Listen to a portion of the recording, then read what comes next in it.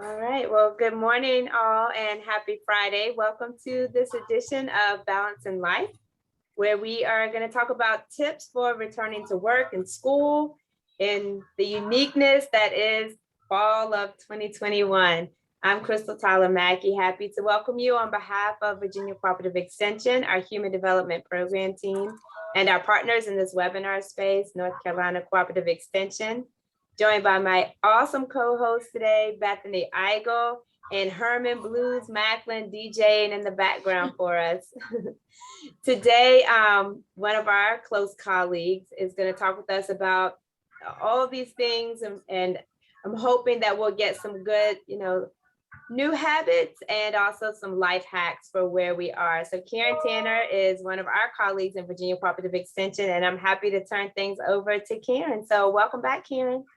Good morning, everybody. Thank you, Crystal. So I'm definitely smiling this morning. I have to tell you a little bit of a morning happening for me this morning as I was driving into about a 30-minute commute in the mornings, and this song came on that's in the background. And don't worry about a thing. And so we got Herman to put this on the background for us. So I hope that's kind of the attitude that you take this morning. So if you have access to a chat box, take a minute and go ahead and tell us what you're grateful for this morning. I really think it's kind of about attitude with our lives, especially with everything going on, and we're trying to balance things on an everyday basis. So take a minute, if you've got access, put something in there about what you're thankful for this morning. So I was thankful for a beautiful view and sunshine and that song in the background because it really lifted me up this morning. So we are going to talk about transitions with people going back to work, going back to school. And so I want you guys to tell me, kind of be thinking about the situation that you're in. And I'm going to introduce myself a little bit more and tell you my background and how I'm here. So I'm a family and consumer science agent with Virginia Cooperative Extension. I cover 5 counties, so sometimes my work balance is different. It's kind of different of where I'm going to be. Sometimes a morning I may start one place and end up somewhere else. I also have 3 children, ranging from a 21-year-old college student to a high school student to one that just started kindergarten this year. So there's a lot of different seasons of life at one time in my household that we're kind of constantly balancing. And when it comes to trying to get things ready for school, that kind of becomes a niche for me. So I used to be an elementary school teacher, turned elementary school principal. And then when my son had some health concerns and it brought me out of the school environment, I went to higher ed and worked with student teachers and training student teachers to do curriculum instruction. And so I kind of have a heart for teachers, but I also have a heart for parents because I've been there with struggles and trying to balance things in and out. So I want you guys to think about your what. So what is your situation right now? What season are you in?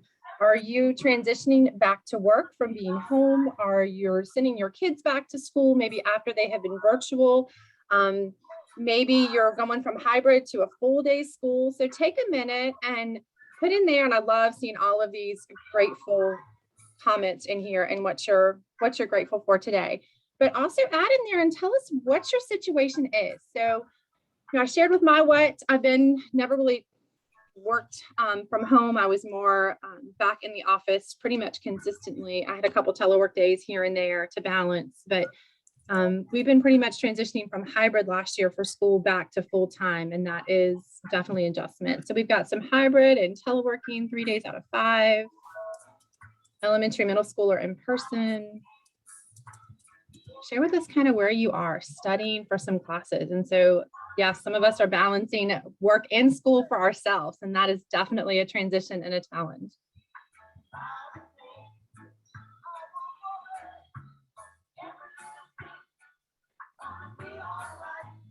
Junior year in high school.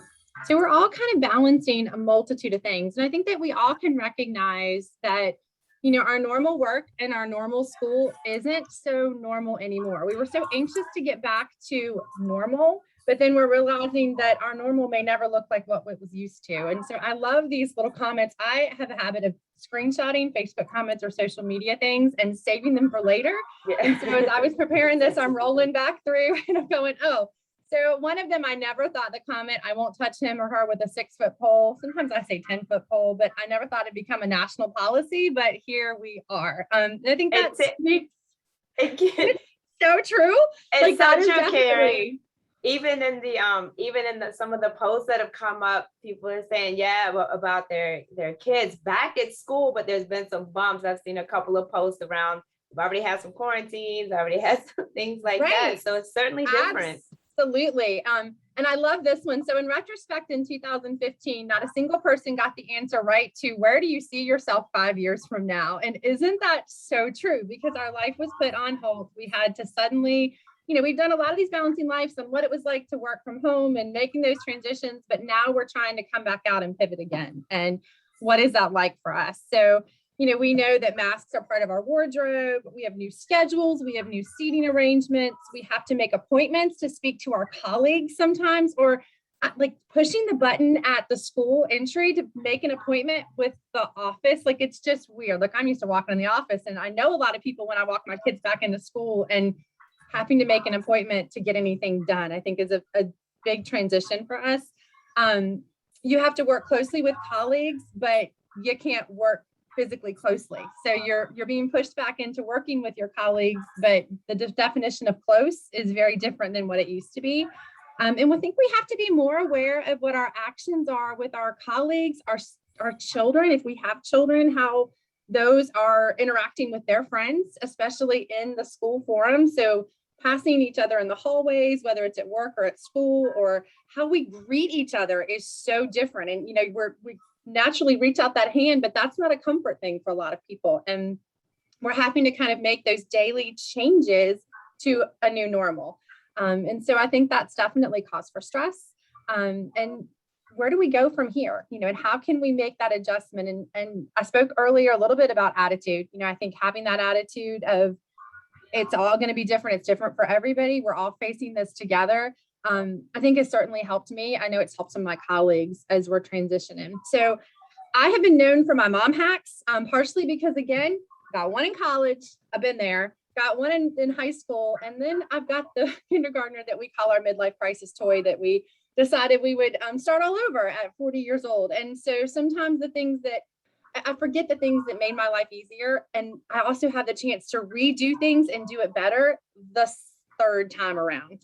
So things that I wish I had done. And I learned from my mistakes as we came through. So one thing I strongly suggest is limit any decisions that your children or you have to make in the morning. So think about what you can do the night before to prepare. And we hear it and we see it. And Pinterest is full of these, ridiculous pictures of the perfect, routine setup. Okay, that just doesn't always work. Like, in reality, let's be practical. Do what's going to work for you with some of these hacks. But, don't set yourself a standards that it has to look like what this perfect picture is in this image in your head. But think about lunches. Can you pack lunches the night before? Can you easily grab and grow pre-packed lunches from the fridge? I'm a Smucker's person. Like, I grab the Smucker's peanut butter and jelly. That's just the one thing that is an easy go for my kids. I make other healthy choices in what I throw with pre-packed little fruits and vegetables for them, but I'm a Smucker's, grab my kids too and throw them in the bag and roll with it. That's my hack for the morning in order to pack the lunches. Think about the workbooks and your work bags and your backpacks, your work bag, your kids' backpacks. Have you packed them the night before? I don't know about anybody else out there, but I have 3 weeks into school and my son has forgotten not only his laptop, his clarinet, and also his charging cord before going to school. And I can't just drop it off anymore because they don't accept drop-offs after 8 o'clock. So making sure that things are packed the night before, everything is charged, everything is ready to go, has been a huge life-saving in my morning routine. And we say outfits. Outfits, I plan my own outfit the next day. Now, I'm not as good to do it a whole week ahead of time. I wish I was that organized, but thinking about, smoothies is a great idea. Thinking about what you are going to wear the next morning for yourself, for your kids, it can change. I had a girl that, my oldest, it was every morning, it was a battle. And I was a school administrator at the time. I cared what she looked like. She didn't care whether, her outfit matched. In her mind, it did. The best hack I ever did, and this was, 14 years ago, was twist tying her outfits together in the closet or using a soda tab to like go over two hooks of the two hanger hooks. So I didn't care what she picked. I knew the outfit looked decent, picked the outfit. And we had a command strip hook outside of her closet on the wall. She picked her outfit the night before it went on there. I was only a one outfit a day. I could not plan for the entire week. I was not organized, but I at least knew when I went to bed what she was going to do, or what she was going to wear the next morning. She knew what she was going to wear. She could dress herself. There were no arguments. So reducing that decision-making the night before from the morning is huge time saver. And I think it's a huge frustration saver. And that's for myself, for them. And so being able to kind of let them have that independence. They chose their outfit, but you got a little bit of control. It works wonders. If your kids are involved with extracurricular activities, or you are headed to the gym after work, think about packing those bags as well. It's, you kind of commit to going to the gym if you packed your bag the night before. It's not this, I didn't have time to pack my bag, so I didn't go to the gym. There's no excuses. Same things with your kids' extracurricular activities. Can you make it convenient? My little one started swim team. Towels. I mean, you constantly go through towels every single swim practice. And so even though I don't like the look of it, it is convenient for a bag of beach towels to be by my back door. So I've got a basket. I roll up a basket of towels. I can grab a fresh towel. They can grab a fresh towel to pack their swim bag every single night before they have practice. And so there's no searching through bathroom closets, laundry, trying to find those beach towels. It saves me time in the morning. Dance bags, any of that, dance shoes, make sure you have everything packed the night before. And this other one, I didn't think about it as really a hack until a couple mornings ago. And that was consider staggering wake up times. If you've got limited bathroom space, or you've got children of different ages sharing a bathroom. So my 15 and my 5-year-old will argue, two boys, over who makes it to the sink, who's brushing their teeth, what's going on, who's using the bathroom, who's getting a shower. He doesn't like him in there when he's showering. So I stagger their wake up time. So I get up the oldest one. He's got to leave earlier. He takes longest in the bathroom. He gets up, he gets his shower. He does whatever he needs to do in that morning before I even wake up the little one. And the funny thing was, I realized I do it with my husband too. Like, I get up before he does because I take a lot longer in the bathroom than he does. So think about staggering those wake up times if it's going to kind of eliminate some of that chaos in the morning when it comes to shared times. Other things to kind of transition in and things to think about is reorganizing your at-work space. So think about revamping any space in your house. But for those of you that are transitioning back to work, and I've had some friends that have been doing that recently, and they said, I had no idea what taking a photograph of my kids meant for me to have at my desk.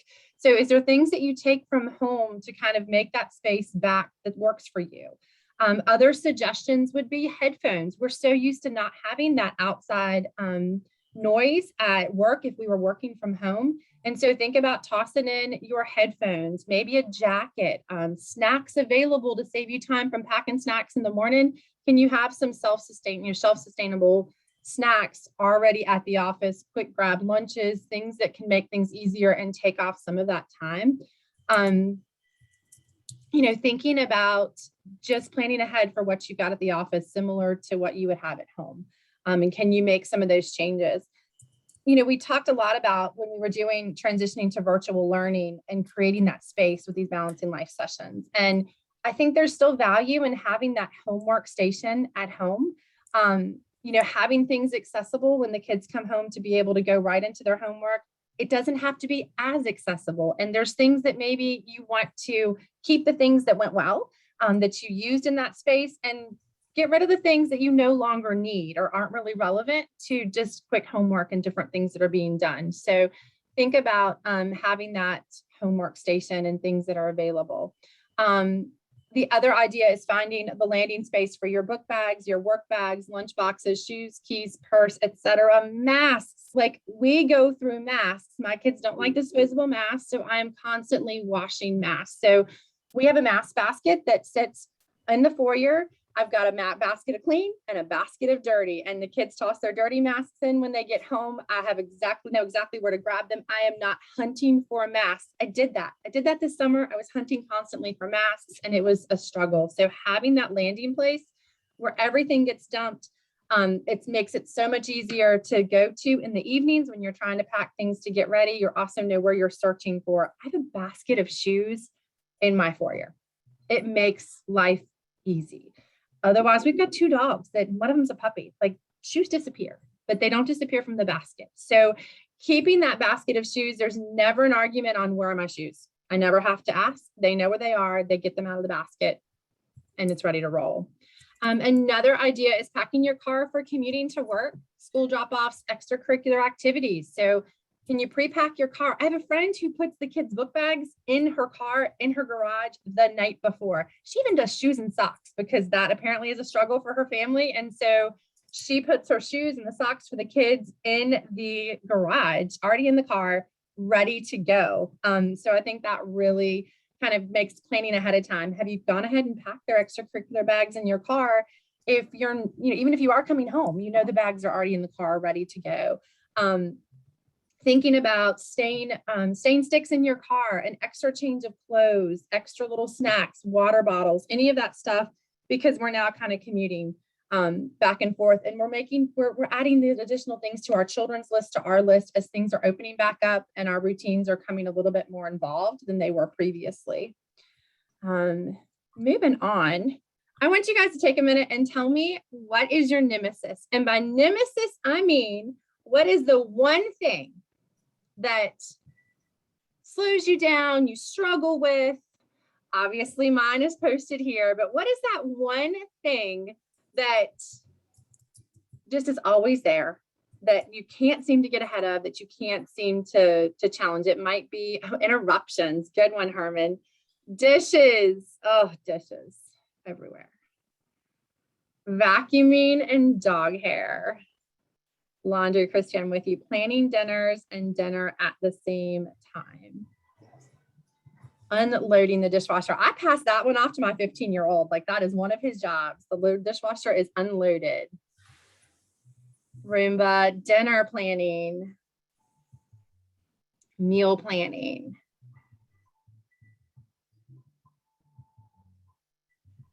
So think about what your nemesis is and know that that is your challenge. And I'm going to challenge you guys to, now that you've identified what your nemesis is, we're going to take a minute or two. We're going to talk about some of these nemesis on here and what are some things that we could possibly do to outsource some of these. So, or can you tackle it? So for example, my nemesis is laundry. Laundry is a huge thing for me to get caught up on. I cannot get caught up on it. So I started about a week ago, and then my husband decided that he was going to reorganize my laundry room and stack the washer and dryer that I have been begging him to do for a while. And reorganize that space in the false sense of security that I was going to be able to tackle this nemesis from now on. But I did start where I load the laundry in the washing machine before I leave for work.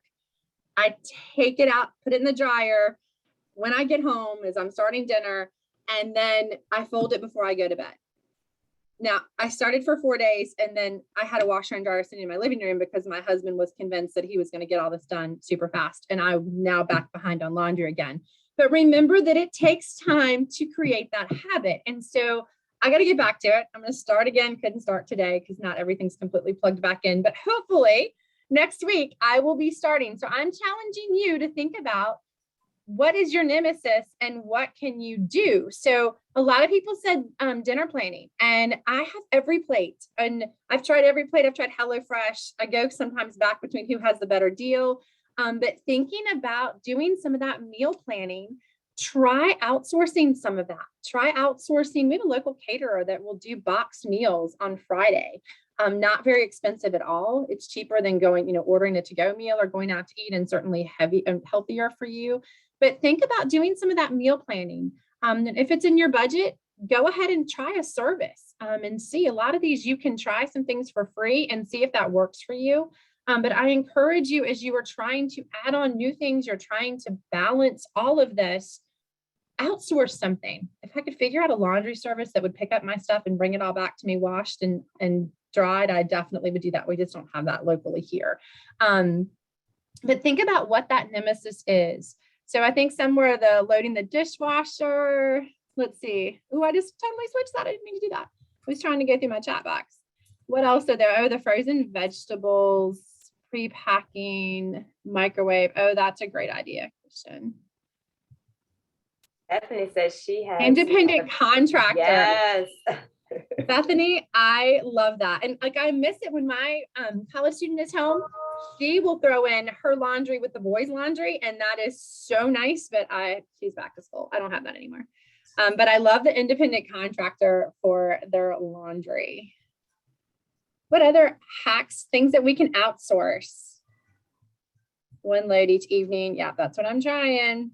I'm trying dishes, dinner planning and pre-planning. And maybe that should be a great topic for a future Balancing Life. I already made note of it. Meal planning. We need Susan Perliman on here. She is like the bomb on meal planning. I made note of that. There's a lot of us. Someone did put in there slow cooker meals are our favorite. Yes. That's helpful. Yes. Instapot. I started using my Instapot a little bit more as school started back up. So Ava, your challenge then is to definitely kind of think about what is your nemesis and how can you tackle it? What can you do to kind of tackle that? Identify what is your biggest struggle. And so a few final thoughts. And one thing that came to me as I'm got my kids lined up for some extracurricular activities as this has started again is planning for extra expenses. So as things are getting back to a little bit more routine, I'm not going to say normal because I don't think we're ever going to have normal in our definition again, but think about planning for those extra expenses now that school is back in session. We know we were probably buying supplies that maybe we didn't need before. We're buying more clothes. We're buying work clothes for ourselves as we are going back to work a little bit differently. Think about planning for those. And so you're not stuck into, oh my goodness, school's here, the holidays are coming, and I am out extra amount of money that I haven't been out for almost a year and a half. You know, maybe you weren't paying for the soccer games and things were not going on, the soccer practices, the registrations for different things and activities, the dance classes, the swimming.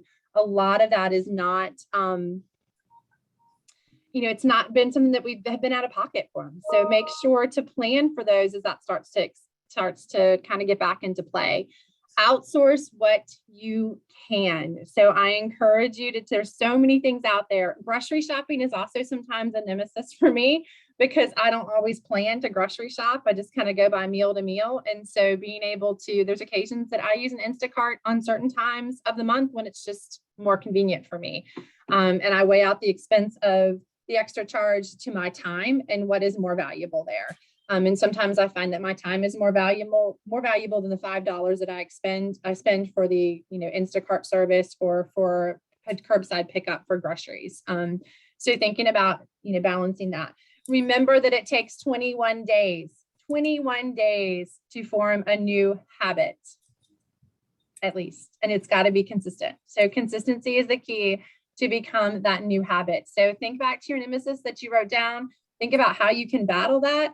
When maybe it's as simple as getting the kids to unpack their book bags. So you're not trying to find everything, put their lunch boxes on the counter. It's going to take 21 days for us. It's going to take 21 days for other members in our family, you know, in order to make it a habit. So give it time as you go through. I think another important thing that one of my dear friends shared with me a few years ago, and as things are starting back up, people are meeting again for boards and committees. There's been rollovers. There's more volunteer opportunities within the community with our kids' activities, with our things at work.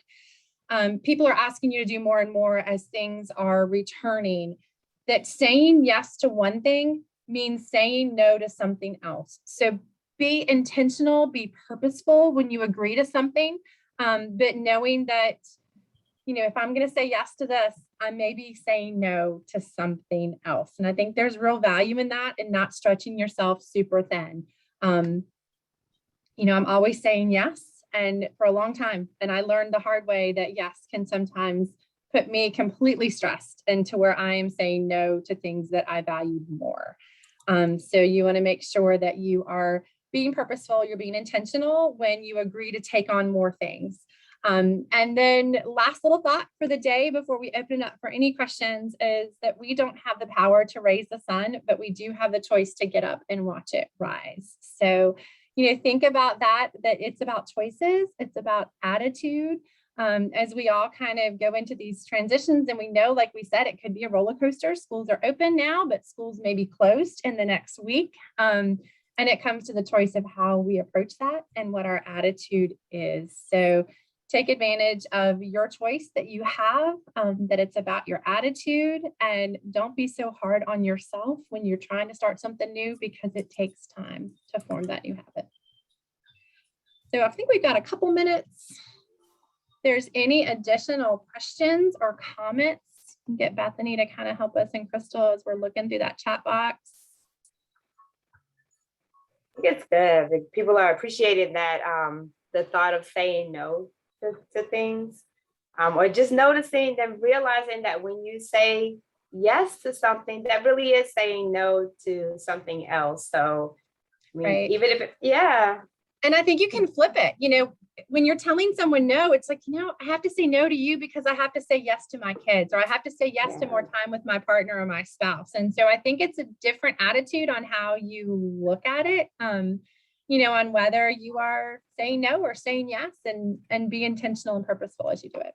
Yeah, I appreciate that. When you shared that with me earlier in the week when we were prepping for this session, I thought, yeah, that's really good, because many of us, even on, Balance in Life, we've talked before about how sometimes we might feel like guilty for saying no. Like, we know we have to say no to things sometimes, or to people sometimes. And there's sometimes a measure of guilt that some of us have that comes along with saying no. But this really is true.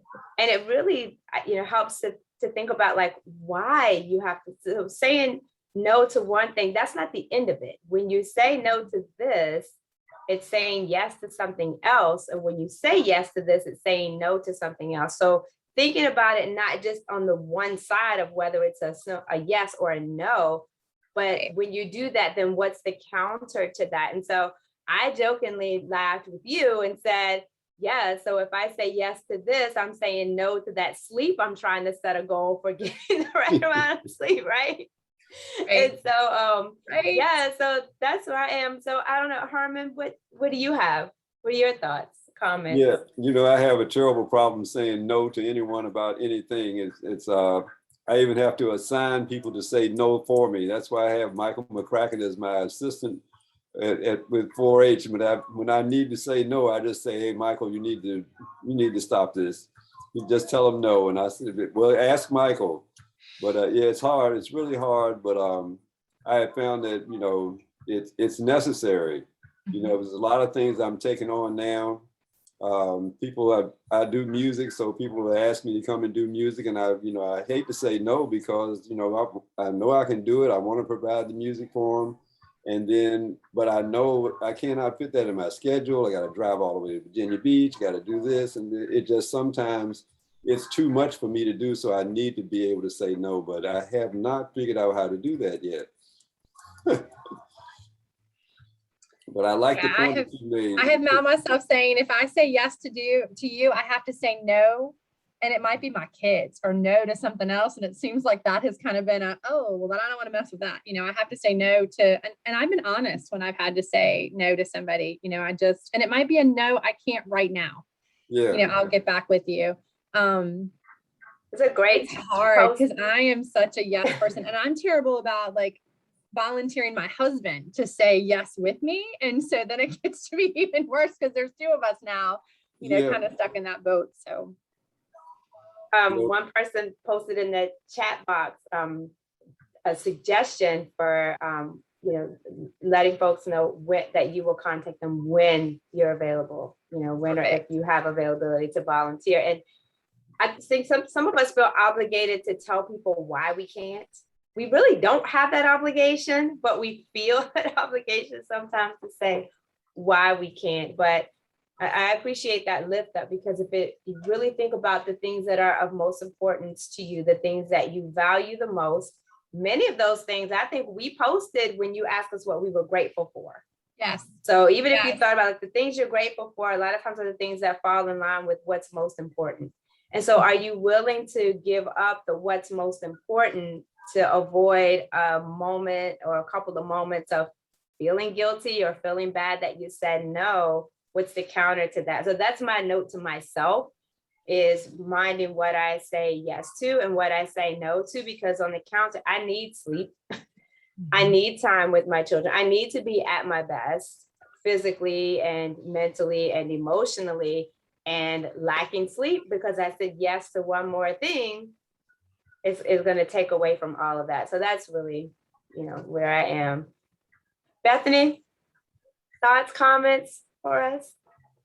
Just great presentation. And I will say that I am very good at safeguarding my time, and not just at work, but I mean, with my kids too. Like, we might be in the habit of dropping everything that we're doing for something that's not an emergency. And if you can get yourself out of the habit, and the younger your kids are, the better to get them used to, no, mom is doing this right now, and I'll get to you in a second, or even with your spouse. I've become really, really good at safeguarding my personal time, because I'm a better person on the other side, and people recognize that. Okay, just give her a moment, and then she'll be in a better space to deal with whatever it is. So, because there are several comments that I'm following here in the chat where it's like, how do you say no, and how do you respectfully decline? It might even be that it feels like really an acknowledgement of your strengths and your qualities that someone is asking you for that. But goes back to what Karen said. Every time you say yes to something, you're going to have to say no to something else. And so I loved that comment, Karen. You can't say that or emphasize it enough, to be intentional. So don't feel the pressure to respond to someone right away either. They can wait for your response. You just take some time before you give. I think we're all in this really quick turnaround of social media and virtual, where we have to give a yes or no right away. It is totally okay to say, hey, let me think about that, and set a deadline for yourself that meets the requirements of what the person is asking for, to give them an answer. And don't put that extra stress of having to say yes or no right away, because you could regret that. You could regret saying a no just as much as you could regret saying a yes. So Karen, loved that reminder. Great presentation. Thank you so much. Thank you. Listen, yeah, I agree totally. I just want to throw in, Barry Fox used to always put the brakes on me and say, oh yeah, Herman, that's a great idea. Why don't we plan for doing it in a couple of months from now? Let's get together, week after next, and talk about how we can make this happen. It's good. It's good to have people in your corner that are helping to, have good colleagues and teammates and friends and family members that can do that. In fact, when you ask about something you're grateful for, my post was being grateful for good colleagues. So that would include the three of you. And I am really fortunate to have a great set of colleagues and teammates to work alongside. So as we close out the session today, thank you, Karen, for lifting all of this up. I will encourage all of you to think about what's that hack that you can take and glean from, whether it's something Karen called out, something that you saw in the post. So think about what those things are that could work for you to make your life just a little bit easier as we're transitioning. And there's so many things that we can't control. What are the things that we can, and what can we do about the things that are within our realm to do to manage our lives just a little bit easier and make it a little bit better. And I'm gonna state it again, because I do think it's so powerful. When you say yes to something, you're saying no to something else. So being mindful that what you do is with intention. And Bethany, thank you so much for reminding us that we don't have to do it right away. We can take some time to think about it and process and return. So I hope you all have an amazing weekend. Thank you for being here with us. And I appreciate you all. Have a fantastic Friday and weekend, and we'll see you next week. Take care. Bye. Bye.